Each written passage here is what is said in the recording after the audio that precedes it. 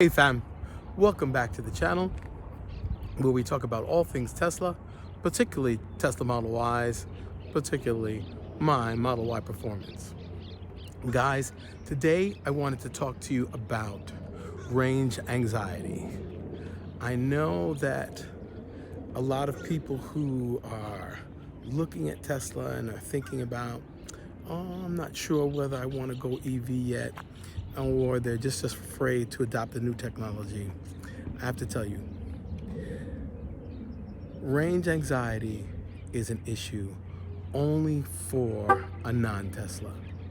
If you're a homeowner, the first thing that you do is get a home charger. If you've ordered a Tesla, Model Y, any of them, and you own a home, please invest the $425 in the home charger. Find out who has one, either in your neighborhood, in your vicinity. Find out the electrician in your area who has done them before, and then get an estimate from him. It can range all the way up to thousands of dollars. It should never cost that much. But once you do that, you are literally putting the filling station right there in your house. And you're always going to have, if you have a daily usage, guys, you're always going to have a fill-up available to you every night you come home. And a tip I have for you for home charging is that always check your utility provider's rates to see when super off-peak is. Super off-peak can be as little as 8 cents per kilowatt hour. And 8 cents per kilowatt hour, you can literally run the way I've been running my Model Y. This car has driven 2,882 miles. I've never had a problem with it running out of juice. I always arrive at my destination. Even when I've pushed it, I've always arrived at my destination with about 16% in the tank, except once when the navigation made sure, changed my supercharging destination to a further one, only because I would spend less time at the one that it chose for me. And sure enough, I did arrive at that supercharger with only 8% battery charge, but I wasn't worried because Tesla builds in an extra amount so that even if you're down to zero, you're still not at absolute zero. But I recommend that you never do that. And you wouldn't. If you're going on a long trip, the car will absolutely map out the supercharging stops for you. It's not going to take a whole bunch of time.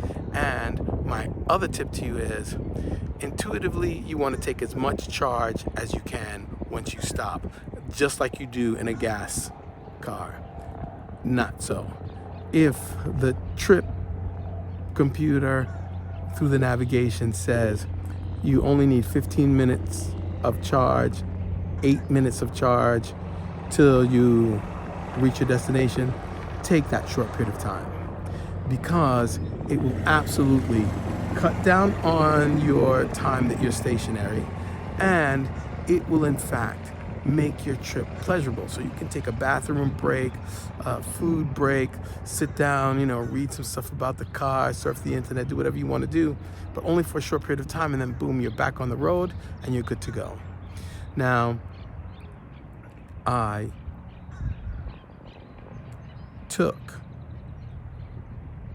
would say of the 2,800 miles, I would say a little over 1,000 miles of it are highway miles, and they were trips that I needed to supercharge. So from the time I've had it, I didn't supercharge for the whole first month that I had it. So for the whole month of April, I didn't do any supercharging. But then I got comfortable with the car, comfortable with the controls, understood what was going on, and decided I was going to go and take a trip up to college to pick up my son for his graduation, come back down, and then I was going to take my wife on a trip to Ocean City. So all those, and a trip to the Passport Bureau, all those combined to about 1,000 miles. And those 1,000 miles I charged maybe 8 times. And the 8 times the charge came up to, my charges maybe were about $55. I'll be able to get specific. But at no time did I have any anxiety about driving. When I got to the supercharging stations, literally there was either no car there. In Ocean City there were no cars there, none. I spent a week in Ocean City, and I charged the car once when I got there, once quickly to update my account, just a $5 charge, and then once to charge to get on my journey, and that was it there. It was the most expensive supercharging at 40 cents per kilowatt hour. That was the most expensive I've ever done. But that being said, my point was that there were no cars in Ocean City charging. And then as I got to places like Jersey, there was one Ford F-150, and the rest of the stalls were empty, and the Ford F-150, its stall was opposite the Tesla stalls. And then I saw Mercedes at one in Pennsylvania. But as far as the charging stations being something you have to wait for, like when you come in for gas, nothing like that. So with this new news now of GM vehicles being incorporated into the Tesla supercharging system, I don't really see that as a problem, because those vehicles, their charging ports are not located the way Teslas are. So for you, the Tesla owner, those charging stalls are going to be the same, and your navigation, when you navigate to those superchargers, it will tell you if it's crowded, if the charge isn't fast, if it isn't charging quickly enough, whatever it is, and it will reroute you to the next one.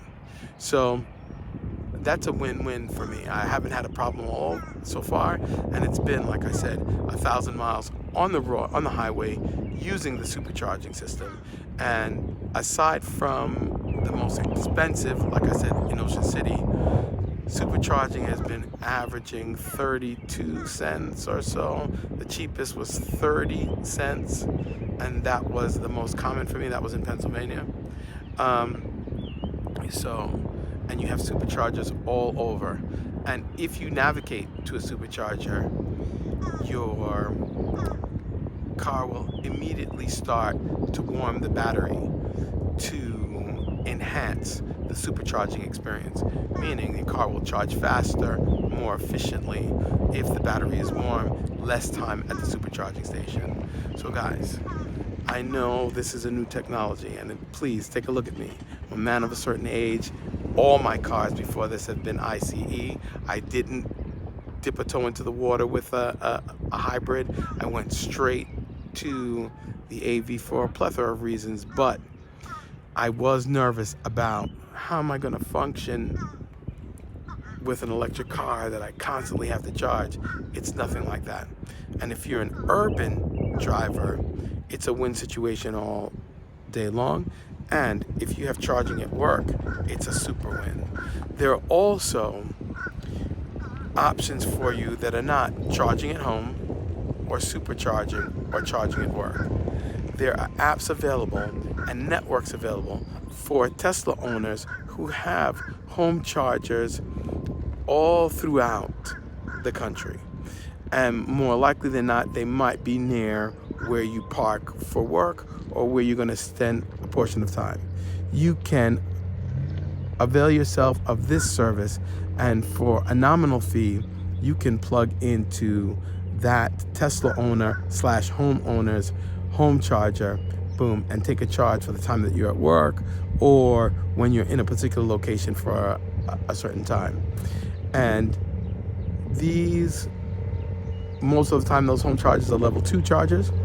Level 2 chargers, I can tell you, mine, when I charge my car off peak, I usually run it down 40 to 60% before I charge back up.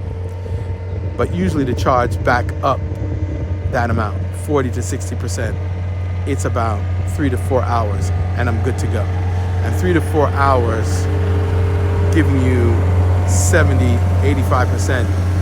Guys, you can go anywhere you want to go in the city. So don't worry about range anxiety unless you have a car that cannot avail itself of the Tesla network, which is fantastic.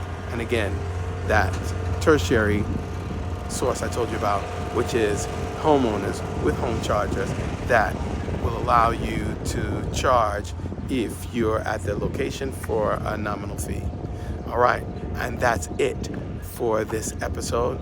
Please, if you like this video, you know what button to press. And if you want to see more content like this, please subscribe to the channel. All right, until then, I will see you later. But first, I want you to